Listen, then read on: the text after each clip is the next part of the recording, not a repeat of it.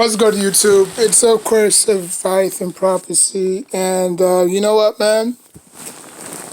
I'm gonna make a statement right now, and um,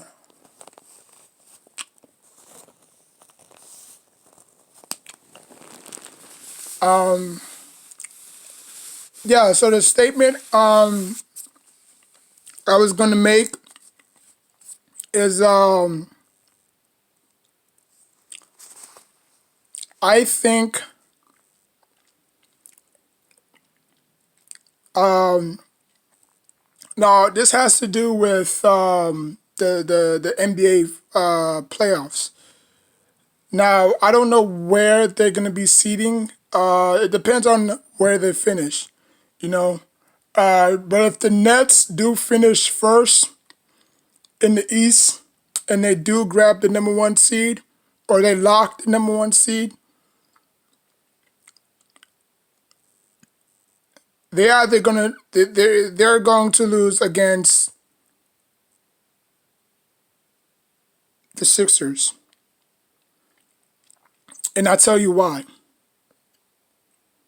The Sixers is the only team in that conference that can really mesh up with them, like really match up with them, length for length, size for size.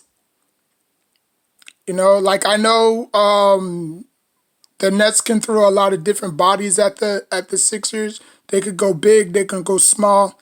I get that, but I just think that the Sixers have been playing so well together that chemistry wise, I think it's going to impact the Sixers. It's going to impact the Sixers better than it is the Nets. Um, so my bold prediction is whenever they face, it could be in the first round, it could be in the second round, it could be in the Western Conference Finals. But my prediction is that Philly is going to beat the Nets in six, 4-3. It's gonna be close, but like I said, it's gonna be back and forth. It's gonna be back and forth. Whoever has home court in the first two games, Brooklyn is probably gonna have home court advantage for the first two games, and then it's gonna go back to Philly. But Brooklyn is obviously gonna win their first two home games, and Philly is gonna take the next two, so it's gonna be tied up 2-2. You know, and Philly's just gonna take over because they're inconsistent. Because KD has missed a lot of games, and he's not gonna have time to gel with everybody because, or maybe he does come back and then he re-injures himself again, like he did, when he was with the Golden State Warriors. I'm not saying that he will re-injure himself, but you never know.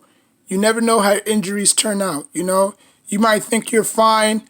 Okay, yeah, you might, you might play for a couple of series, and then you might, pop something out again. Or it's like, oh my God, Kevin Durant has hurt it again.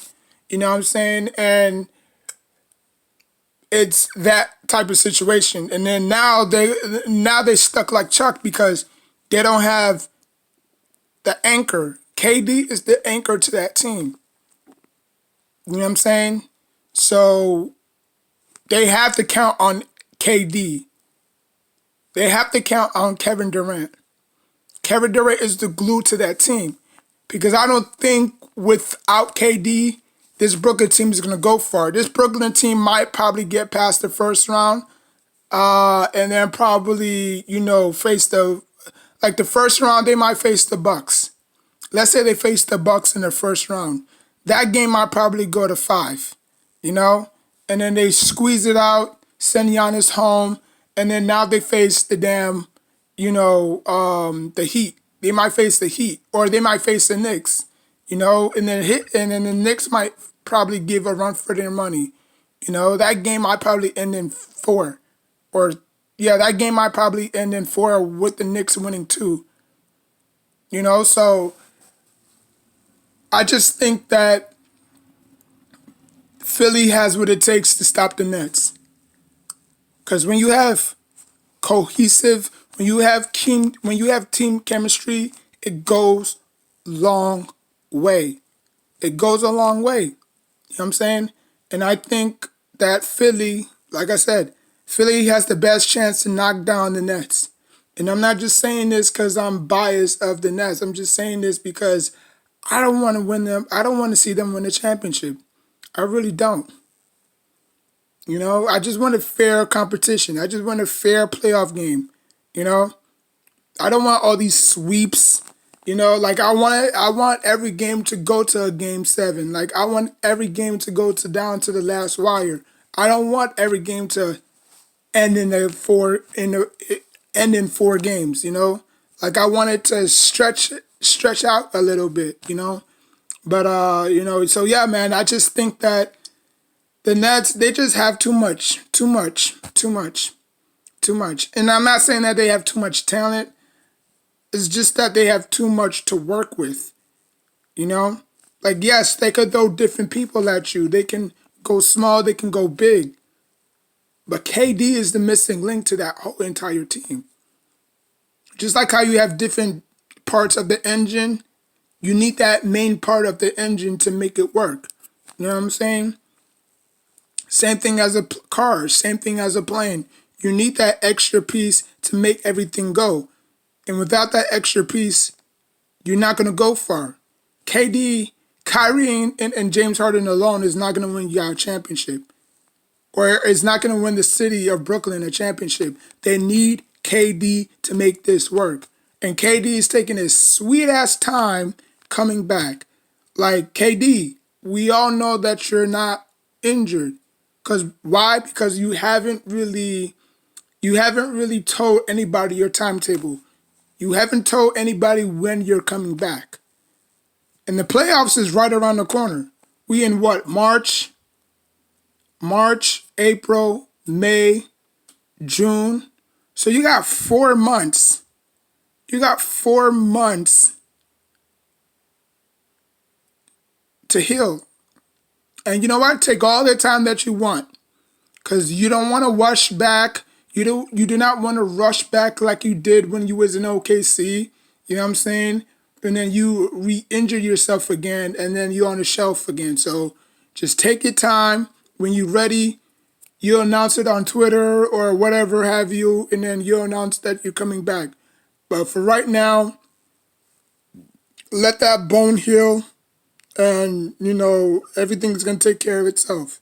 They think that they're just too talented not to have team chemistry, to be honest with you. And that's how super teams feel. Super teams feel like, oh, we don't need chemistry. Shoot.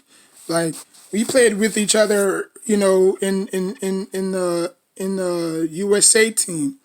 Like we got this. We got this. We don't need chemistry, Shoot, who needs chemistry? The Nets haven't won nothing. Nothing.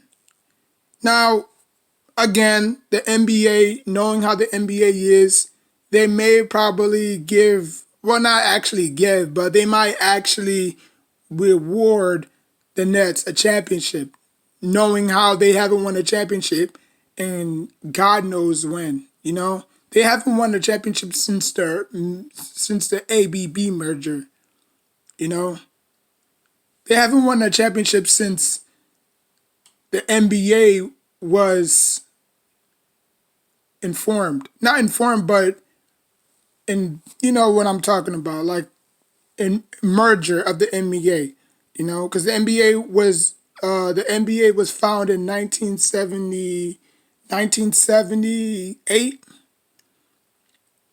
So it's been a long time since the Nets have won anything. You know what I'm saying? So, but Nets fans wanna walk around like they won something. They want to they want to pound their chest like they won something. Y'all haven't won shit.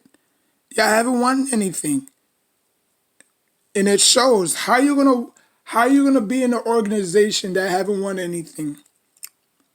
You have no winning culture. If you go to the Lakers, that's a winning culture. If you go to the Boston Celtics, that's a winning culture. If you go to the Miami Heat, that's a winning culture. Hell, even if you go to the Knicks, that's a winning culture. If you go to the Spurs, that's a winning culture. The Mavericks, that's a winning culture. The Nets have nothing. They don't have nothing. Like all these players are gonna sign and say, "Yo, man, show me your championships." Man, how many championships y'all won, man? 0. Wait, hold on. Y'all signed me to a 1-year deal and y'all don't have nothing to show for it. Well, yeah, that's why we signed you all. Because we're going to make history. We're going to three-peat. We're going to do something that the Lakers couldn't do. We're going to four-peat. Now, if we win this shit, now I'm just obviously paraphrasing. I'm Steve Nash. Now, we could do something that the Lakers couldn't do, and that's four-peat. Okay? Aldridge, Blake, we all know that you're signed to a 1-year deal. But I promise you, if we win this year's championship, y'all coming back. Y'all coming back because there is nowhere else to go. And I know you don't want to go to another rebuilding team or to another team that's not even going to make it. You know what I'm saying? Because you're going to have to run into the Clippers and you have to run against the Lakers. So the best position for y'all is us. So obviously, DeMarcus Aldridge is going to sign. Blake Griffin is going to resign. You know what I'm saying? You still got KD, Kyrie, and James Harden. You're probably going to let DeAndre Jordan go and pick up a center. You know what I'm saying? That's more versatile. And then y'all going to try to repeat again. Or the NFL can go in a different direction and just basically said, you know what? This Nets team is too stacked. This is going to look obvious. Everybody's banking on the Nets to win. Everybody's like, okay, now the Nets have to win. It's like obviously, it's like the obvious situation. Like we all know that the Nets have to win this year. They don't necessarily have to win this year because Kyrie, KD, James, they're still on the contract with them. The only players that's not on the contract, DeAndre Jordan is an unrestricted free agent next year. DeMarcus Aldridge is an unrestricted free agent next year. Blake Griffin, obviously, all three of them signed a 1-year deal. Now, I don't know if they signed a player's option. I don't know if they signed a team's option. Probably they just signed a 1-year deal, and we'll see. If it doesn't work out, it doesn't work out. They can all go their separate ways. You know what I'm saying? But I'm just saying that the Philly is the only team in the East that can stop them. Other than that, I don't see Boston stopping them. If my Knicks do make it, I don't see us stopping them. We might probably win a game or two, but I don't see us stopping them. I don't see the Hawks. I don't see the Heat. I don't see the Bucks. Philly is the only one that can stop them. Just my opinion. Everybody have their own opinion. Some people have the Nets winning it for the first time in their franchise history. Some have them probably getting bounced out in the second round. It is what it is. Like, comment, subscribe. Until next time, take care of yourself and each other.